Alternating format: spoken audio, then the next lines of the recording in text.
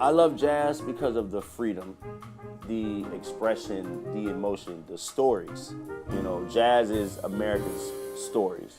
Everything that America feels deeply rooted, like jazz music to me taps into all of that. And so that's one of the reasons why I'm so adamant about keeping it in the schools.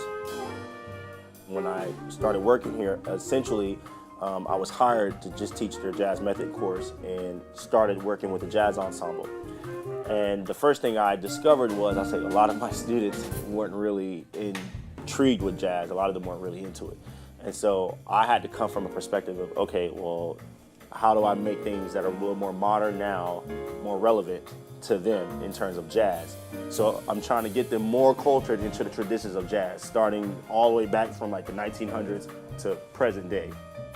I chose to join the Jazz Ensemble at FGCU because the opportunity to work on something bigger than yourself is a great opportunity, and it's such a new music program, and Professor Robertson is obviously new too. You know, this is like his second year. As well as loving the music, I wanted to be a part of that growth. I'm just trying to get FGCU's jazz band up to a level where we become the topic of conversations when potential prospect students are looking to go to college for music. So yes, we have a jazz ensemble, we have a symphonic band, we have a wind orchestra, we have a university symphony orchestra, we have our chamber choir, we have all these different ensembles that students can be a part of and are rich in this community. I studied jazz studies at other schools, and this has always felt like home, and I always felt like this was where I was meant to be.